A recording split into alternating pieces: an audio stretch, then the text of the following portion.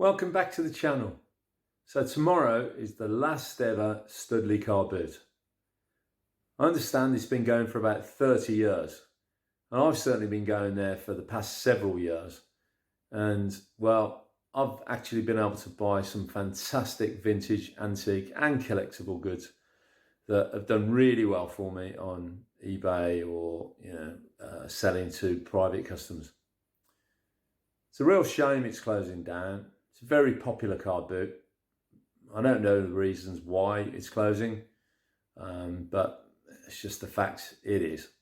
So I'm just about to hit the sack, get up early, get over there tomorrow morning and see what we can find. See you in the morning.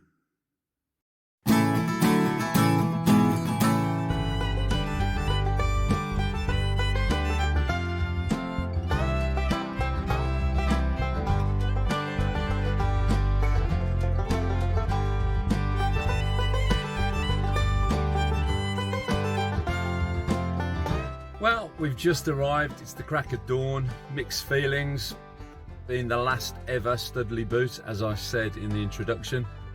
It's been a fantastic source of stock for me over the years. I hope they find a replacement for it, especially one so local. It only takes me about 20 minutes to get here. Well, yeah, as I say, mixed feelings, so let's not waste any more time. Let's get out there, have a look and see what I can find.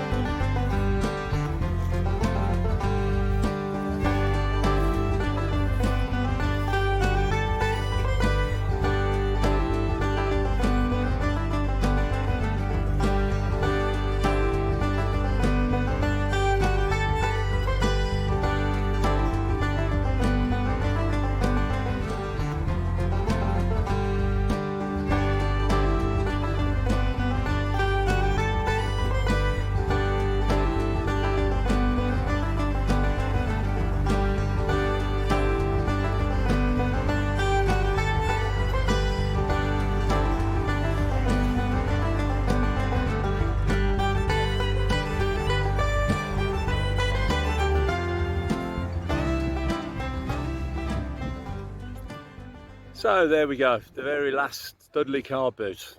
To be honest, it's been a strange one. Spent most of my time talking to fellow dealers. It's quite a community here. There were only 3 or 4 vintage, antique and collectible stores on the whole of the field. So I haven't really been able to buy anything other than one oxbone box, which I'll show you at the end of the film. I'm going to have one last look around just to make sure I haven't missed anything. There's probably about at least 1,000 stalls here, I would have thought, and I know it's hard to believe that there's only 3 or 4 antique, vintage and collectible stores, but that's the way it goes sometimes, and that is just as much of a lesson, I think, when you're out sourcing stock as if you stumble across a rich vein of supply. So yeah, I mean, sometimes you have days like this. I am surprised it's the last one, but it looks like pretty well the whole of the Redditch and Studley area have emptied their houses and brought all their unwanted goods with them. If you're into My Little Pony, children's clothes, or 1990s glass and ceramics, you'd have had a field day, but unfortunately I'm not. So fairly quiet overall day for me. Well, very quiet overall day. It goes with the territory. Some you win, some you lose. Oh yeah, and there is one last thing to mention. I'm off to buy the most important thing of the day, which is my black coffee and a nice bacon sandwich.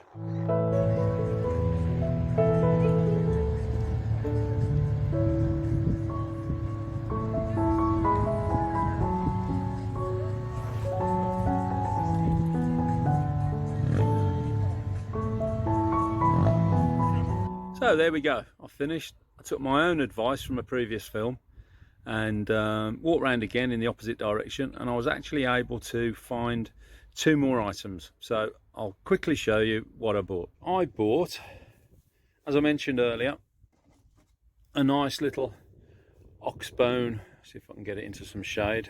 There you go. A nice little oxbone copper clasp box. Probably Southeast Asian, I would have thought, but it's in really good condition. None of the bone is missing anywhere. No maker's mark, of course, but nicely made. Hinges intact, clasp on the front, and these do sell well. I sold a couple of very, very small ones recently for sort of £15 to £20 each. So I would expect to pick up around £35 to £40 for that. I also bought, this is a bit unusual, it's a 1950s Grundig microphone, Bakelite. It's got the mark on. There you go, I don't know if that will focus. It's got the mark on it. Working, these sell for approximately £60. So I'll get it tested with my audio engineer. And that's nice little find that. You don't come across these very often. So a Grundig microphone. And finally, the biggest item I bought today is a copper coal scuttle, or more frequently used nowadays for kindling. And what's unusual about it, it has two porcelain handles, which I thought made it stand out from the crowd. I would expect to achieve around £65 for this copper scuttle. No maker's mark that I can see, but I will check it out. It is in good working order. A few chips to the porcelain, but if you were pretty well antique, I think we'd all have a few chips as well. So there you go. Those are the 3 items. Paid approximately £50 for the 3. And I would hope to achieve in the region of 150 sale value. Okay, there we go. That was a quick film just to capture the last day of the Studley Car Boot. Hopefully something will rise out of its ashes. It will be sorely missed. As I said, I've picked up quite a few bargains here over the years, including Arne Jacobsen Dot Stalls, Alvar Alto. Bentwood Furniture is the finished designer, mid-century. So I will miss this this venue, and I just hope that somebody has the initiative to start up another one, a similar one somewhere in the area. So that's me signing off. As ever, take care and stay safe.